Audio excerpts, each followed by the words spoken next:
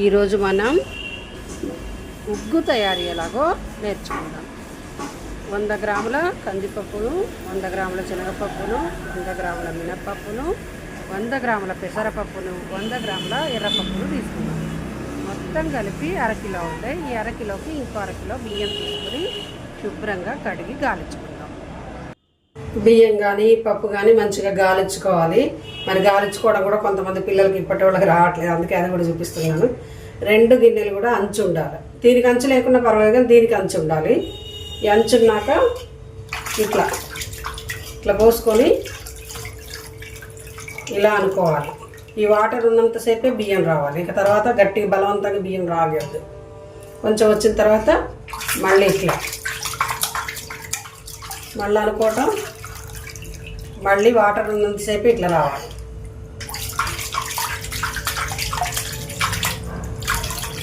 బియ్యమైనా పప్పు అయినా ఏదైనా ఇట్లనే గాలించుకోవాలి.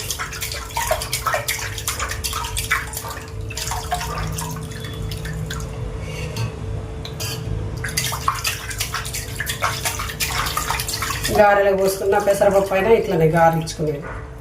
లాస్ట్ వరకు ఇట్లా అనుకోండి. మీకు అంత డౌట్ ఉంటే మళ్ళీ రెండోసారి ఇట్లనే మళ్ళీ చేసుకోండి.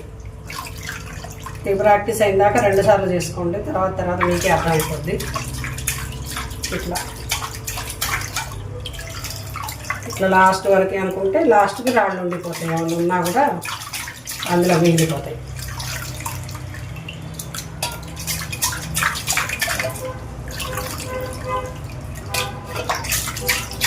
బియ్యాన్ని పప్పుని సపరేట్ నానబెట్టుకొని సపరేట్ ఆరబోసుకోండి. అందువల్ల బియ్యము తొందరగా ఆరిపోతాయి. మనం తొందరగా లోపల పెట్టేసుకోవచ్చు. అర్జెంట్ ఉంటే మనం బియ్యాన్ని గ్రైండ్ కూడా చేసేసుకోవచ్చు.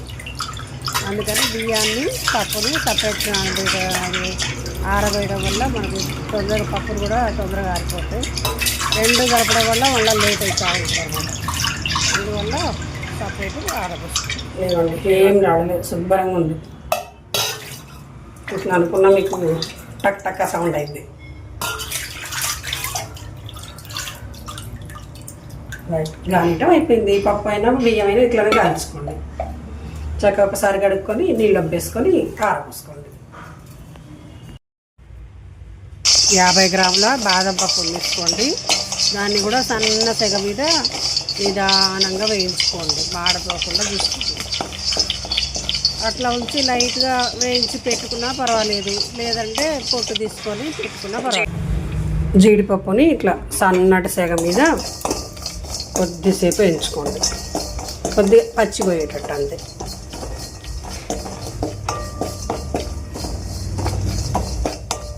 కొద్దిసేపు వేయించుకుంటే మనకి పొడి కొట్టేటప్పుడు ముద్ద కాకుండా ఉంటుంది. జీడిపప్పు బియ్యంలో కలిపి పొడి కొట్టకండి, సపరేట్ కొట్టండి. సపరేట్ కొట్టి పొడిలో కలపండి. ఎందుకంటే ఇది ముద్ద అయితే పప్పులు కూడా ముద్ద అవుతాయి. అందుకని ఇట్లా వాము చిన్న సన్న సెగ మీద లైట్గా వేయించుకోవాలి.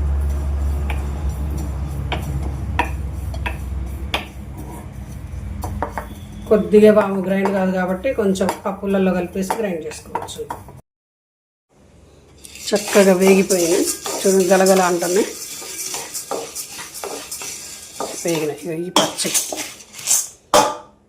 ఇవి పచ్చివి, ఇవి వేగినవి. ఎంత మంచిగా ఆడితే అంత తొందరగా వేగడం అయిపోద్ది. బాగా ఆడితే వేగడం కూడా తొందరగా అయిపోద్ది. ఇవి వేయించుకోవడం ఇదంతా ఎందుకులే పని అనుకుంటే మంచిగా రాళ్ళు లేకుండా పురుగులు లేకుండా అన్నీ ఏరుకొని జాగ్రత్తగా చూసుకొని డైరెక్ట్ ఇట్లా వేయించుకొని పట్టించేసుకోవచ్చు. అంటే లైట్ వేయించుకుంటే సరిపోతుంది, ఎందుకంటే పురుగు పట్టకుండా.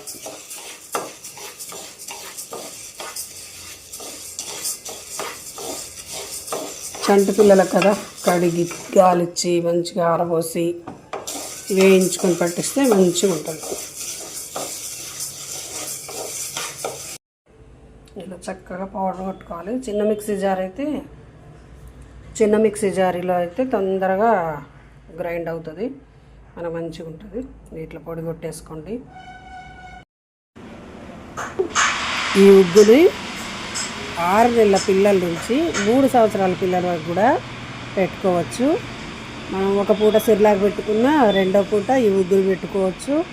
అదే పెద్ద పిల్లలకు అనుకోండి, ఒక పూట ఇడ్లీ పెట్టుకోవచ్చు, ఒక పూట ఉగ్గు పెట్టుకోవచ్చు, ఒక పూట అన్నం పెట్టుకోవచ్చు. అట్లా మార్చి పెట్టడం వల్ల కూడా పిల్లలు ఇష్టంగా తింటారు, మనకు ఇబ్బంది లేకుండా ఉంటుంది.